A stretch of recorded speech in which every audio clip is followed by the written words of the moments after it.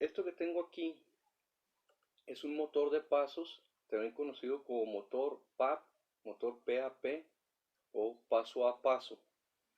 Este que tengo es un motor unipolar. Estos motores por dentro tienen dos bobinas. Tengo una serie de cables aquí, tengo tres cables en la parte de arriba del motor y aquí debería de tener tres cables, se trozó uno, lo voy a reparar. Eh, Ahorita tengo cinco cables, tres aquí, dos acá, pero debería de tener tres cables en cada lado. Estos son los extremos de una bobina y el centro. Tengo un cable al centro de la bobina. En la segunda bobina también debo tener los cables de los extremos y el cable del centro. Podemos medir con un ómetro para poder asegurarnos cuál es el centro. Con un ómetro mido los extremos, me va a medir una resistencia más grande. Vamos a suponer que me dé 10 ohms.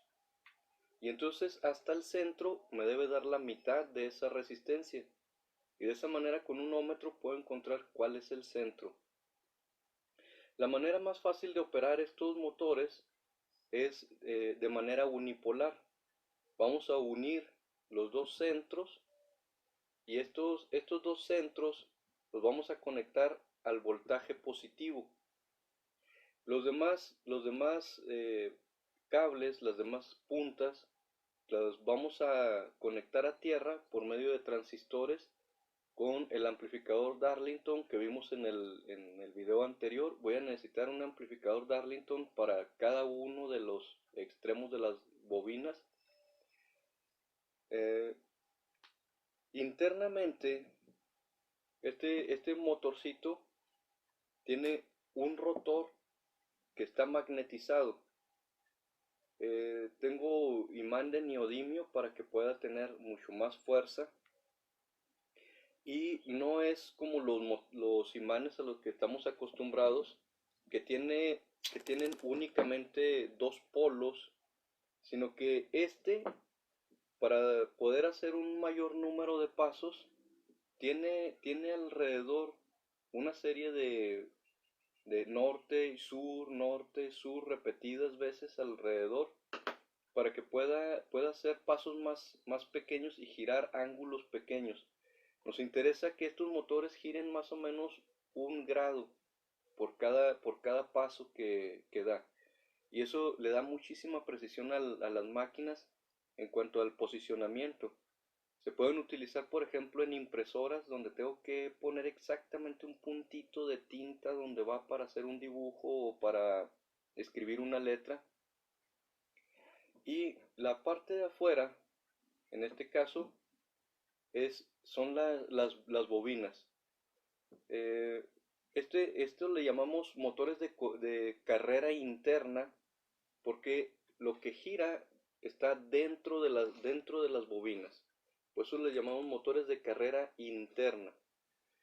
Aquí no se alcanzan a apreciar muy bien las bobinas debido a que están dentro de una carcasa metálica que las protege y están rellenos de plástico, no es fácil removerlos de ahí. Pero tenemos por acá un motor de carrera externa donde se alcanza a apreciar un montón de bobinas. Se mira como si fueran muchas bobinas. Los motores de carrera externa tienen el imán por fuera y las bobinas por dentro. Estas bobinas son las que van atornilladas a la máquina, son las que se quedan fijas. Las vamos encendiendo y apagando en secuencia y el imán va a ir siguiendo esa secuencia. Voy a hacer un pequeño experimento aquí con unos imanes. Tengo a la vista ahí el imán. Los imanes tienen una curiosa característica de que tienden a alinearse. Coloco desalineados dos imanes y uno va a girar y va a tratar de alinearse con el otro. Lo que hacemos dentro de los motores para que los motores puedan dar vuelta es colocar un imán en una dirección donde se alinee con el imán del centro, con el imán del rotor. En este caso, lo que está en la carcasa va a ser una bobina como las que podemos ver aquí en este motorcito. Y al encender una siguiente bobina, el campo magnético se va a sumar y se va a desviar. Déjenme colocarlos de nuevo. Tengo aquí alineado. Si lo acerco demasiado se atraen y se mueven. Ahí, al encender una segunda bobina, los campos magnéticos se van a sumar, y entonces vemos cómo el imán se alinea con el centro de los dos campos magnéticos. Si quito el campo magnético que puse primero, esto va a tender a girar y alinearse con el segundo campo que coloqué por acá. Está muy cerca y lo alcanza a tumbar. Y entonces el campo que tenía anteriormente lo invierto y va a girar un poco más. Luego el segundo campo que había puesto lo voy a invertir también y el motor va a volver a girar. Vuelvo a invertir el primero de los campos y va a ir girando. Y entonces la tendencia a alinearse de esos campos, que es la que utilizamos en las brújulas para poder encontrar el norte de la Tierra, es lo que vamos a aprovechar para que el imán que tenemos en el rotor, que tenemos en el centro, vaya buscando alinearse con el campo magnético que va a estar girando alrededor, porque vamos a estar encendiendo y apagando una serie de bobinas. Esto que tengo aquí es un motorcito bueno, es el estator de un motorcito de corriente alterna que me hizo favor de construir el ingeniero Vicente Herrera cuando fue mi alumno, y vimos la clase de elementos finales de control. Parece como si hubiera 4 bobinas alrededor. En realidad lo que tengo son 2 bobinas. Tengo una bobina horizontal y tengo una bobina vertical. Esa bobina la separamos a la mitad. Cada una de las bobinas las separamos a la mitad. De tal manera que aquí, de este lado, comienza una bobina y termina de este lado. Mientras que acá arriba comienza una de las bobinas y termina acá abajo. Y está separada a la mitad para poner en medio el rotor. En medio del imán va a ir el rotor. Perdón, en medio de las bobinas va a ir el rotor, que es un imán. Y eso lo va a hacer que cuando encienda y apague las bobinas en secuencia, vaya siguiendo el campo magnético rotatorio. El campo magnético rotatorio es una teoría que desarrolló Nikola Tesla, uno de los más grandes genios de la electricidad, que de hecho en su tiempo fue conocido como el mago de la electricidad. Y entonces él se dio cuenta que si encendía y apagaba bobinas en secuencia, en la secuencia correcta, el campo magnético que crean gira, y por lo tanto un imán puede seguirlo. En los motores de pasos, para que no haga ángulos de 90 grados que son muy grandes, vamos a dividir esa bobina en muchas masas. Cada uno de estas masas va a formar un núcleo de una parte de esa bobina. Pero en realidad aquí tengo la bobina 1, la bobina 2, la bobina 1, la bobina 2, la bobina 1, la bobina 2.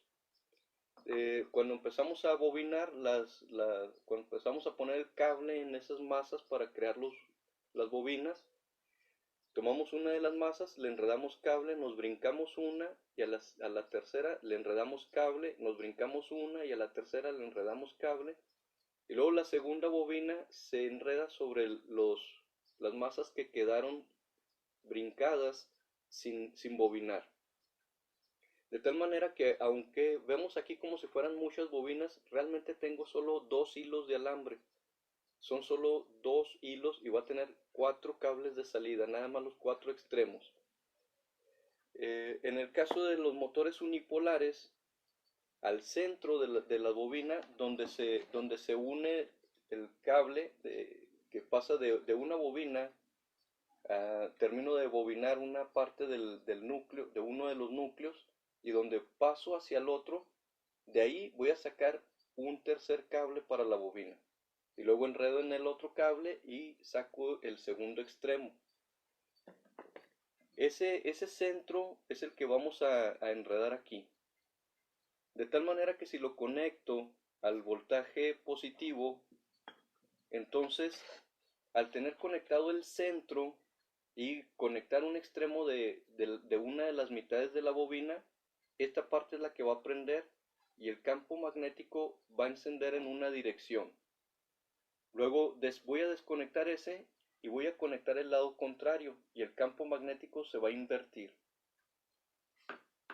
Saludos a Gabriela Domínguez. Saludos, Gabriela Domínguez. Bien, entonces aquí lo que vamos a hacer es que vamos a hacer en nuestro PIC el día de mañana un programita que me va a mandar a encender un transistor que conecte a tierra la mitad de una de las bobinas. Entonces va a encender.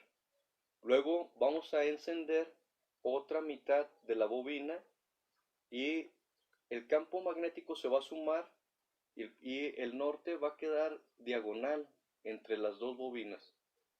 Apago esa primera bobina que prendí y el campo magnético va a quedar vertical. Luego voy a encender el lado contrario de la bobina y va a girar otros 45 grados. Luego voy a apagar la bobina vertical y va a girar y va a quedar alineado horizontal pero en sentido contrario. Y así vamos a ir encendiendo y apagando las bobinas alrededor para que vayan creando un campo magnético rotatorio. Recordemos que en este ejemplo que estamos viendo es un ejemplo simplificado. Esto realmente es un motor para corriente alterna, no es un motor de pasos. Y en el motor de pasos vamos a tener muchos nortes y sur para que dé pasos más pequeños. De tal manera que vamos a necesitar poner aquí algún papelito o algo pegado para poder notar cómo se acumulan los ángulos y va girando el motor de pasos. Va a girar una cantidad, un angular más o menos entre 1.2 y 3 grados. Y si lo tenemos así nada más con el puro engrane, va a ser difícil que alcancemos a observarlo. Saludos a Ivonne Fish. Hola, Ivonne.